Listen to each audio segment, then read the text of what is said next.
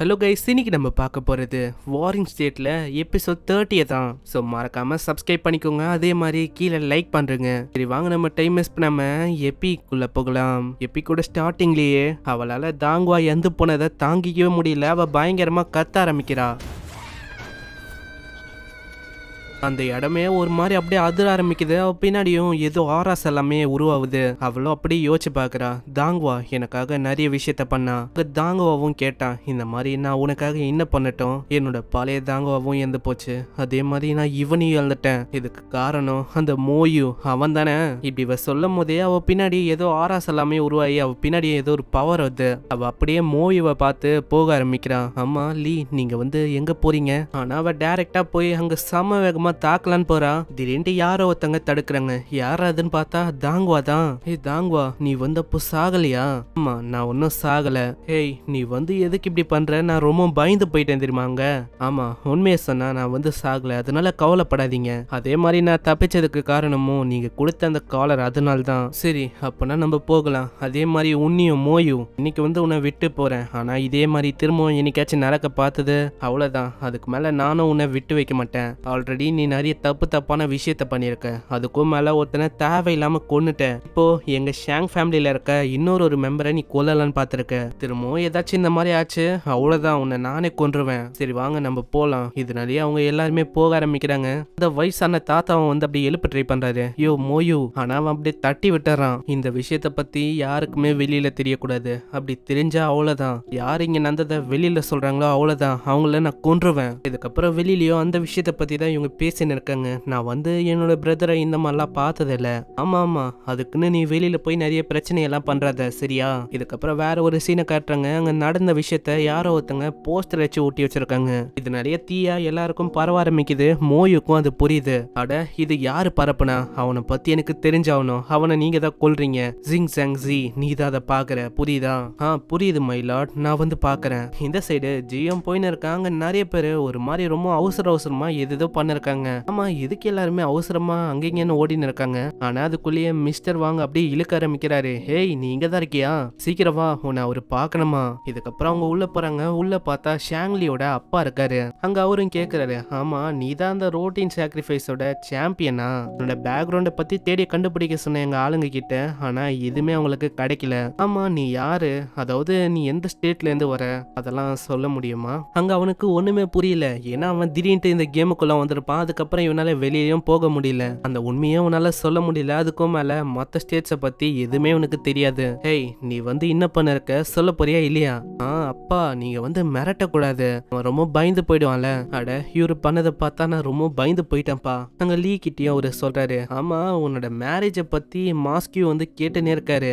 எனக்கு மேரேஜ் எல்லாம் வேணாம், அதுவும் அந்த மோயு கூட எல்லாம் நான் பண்ணவே மாட்டேன். நீங்க வேணா பிரைம் மினிஸ்டர் கிட்ட கேட்கலாம்ல. அவர் 2 மாசமாவே காணோம். நான் அவர் என்ன சொன்னாருன்னா, நான் 2 மாசத்துல இங்க வரேன் அப்படின்னு சொன்னாரு. நான் 2 மாசத்துக்கு மேல ஆயும் அவரு இன்னமும் மிஸ்ஸிங்கா தான் இருக்காரு. ஸோ அதனாலேயே நம்மளால டிசைட் பண்ண முடியாது. அதாவது உன்னோட மேரேஜை நம்மளால தள்ளி வைக்க முடியுமான்னு. நீங்க தள்ளி வைக்கலாம்ல, அதுக்கு ஏதாச்சும் தனியா ரீசன் போட்டு. நீ அப்படி சொல்றேன்னா உன்னை படிக்க நான் அனுப்புறேன். அதுக்குன்னு 3 வருஷம் ஆகும்ல, அது வரைக்கும் நீ மேரேஜ் பண்ணிக்க வேணாம். அதே மாதிரி நீ படிக்க போற. இவனை ஜாங் சிட்டிக்கு நான் அனுப்புறேன். அங்க ஜிக்கும் ஒண்ணுமே புரியல. அதாவது இவங்க 2 பேருமே பிரிய போறாங்க. இந்த சைடு அங்க ஜிங்கும் அந்த பையனை அப்படியே கொண்டு வரான். ஓ இவன் தான் அங்க போஸ்டரை ஓட்டின்னு இருக்கும் போது மாட்டிக்கினா. ஓ அப்படியா, சரி அப்ப நீ போகலாம்.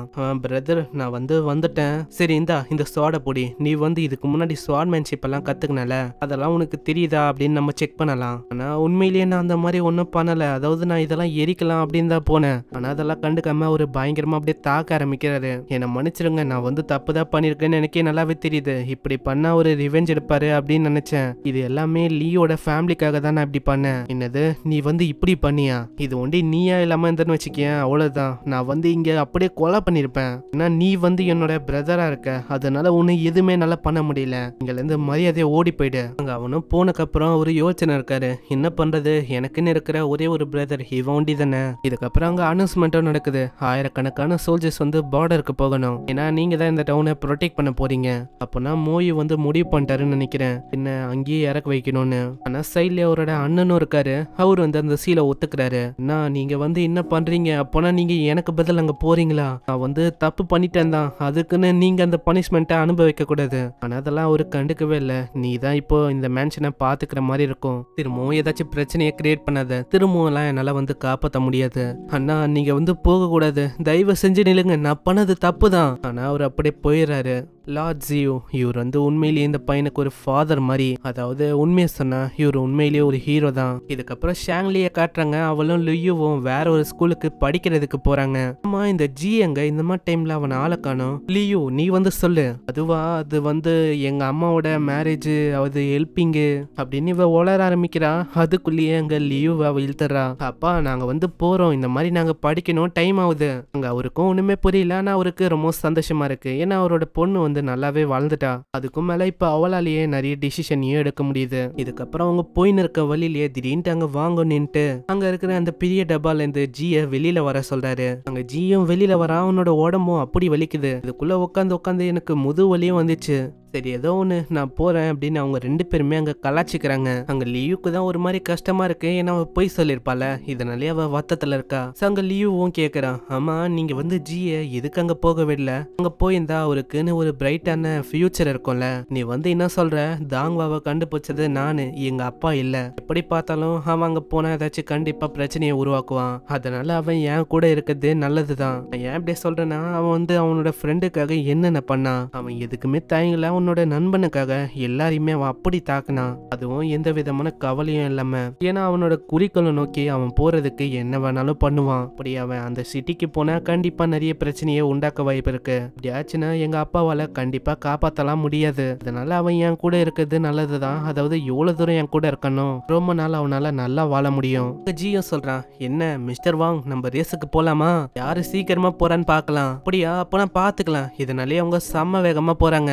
இந்த சைடு ஷாயுவை காட்டுறாங்க. அவளும் சொல்றா, எல்லா பீப்புள்ஸும் பிறக்கும் போதே ஒரு மாதிரி நோபலெல்லாம் இருக்க மாட்டாங்க. சில பேர் பிறக்கும் போது அங்க ஹம்பிளா இருப்பாங்க. ஆனா சிவிலியன்ஸா வாழ்றவங்க அவங்க கிராஸ்மா தான். அதனால நானே தான் என்ன ஒரு நோபலான ஒரு லேடியா மாத்தணும். ஸ்கூல்ல ஸ்காலரை படிக்கிறது அதெல்லாம் வேறமா ஷேக்கில் உடைக்கிறதுக்கு தான் உதவும். ஆனா ஒரே ஒரு வழி இருக்கு, அதாவது ஒரு சிவிலியனால எப்படி லாடாவோ இல்ல ஒரு மிகப்பெரிய பர்சனா மாறுறதுக்கு. அங்க அவளோட ஆப்பிடியூடும் அங்க வந்தா அதை பத்தி அவன் சொல்றான். சொல்ல போனா 4 ஆப்பிடியூட் இருக்கு, அதே மாதிரி அதிகமாகவும் போகுது.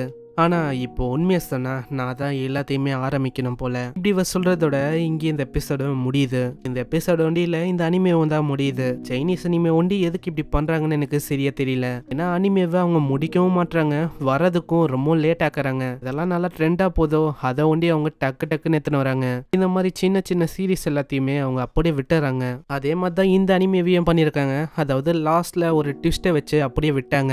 அதாவது இவ என்ன பண்ண போறா, இவளோட ஆப்பிடியூட் அதை பத்தி எதுவும் சொல்லல. ஸோ இதுக்கப்புறம் வர சீசன்ல தான் நம்மளுக்கு தெரியும். அதே மாதிரி இதுக்கப்புறம் என்ன ஆகும்னு தெரிஞ்சுக்கணும்னா சப்ஸ்கிரைப் பண்ணிக்கோங்க.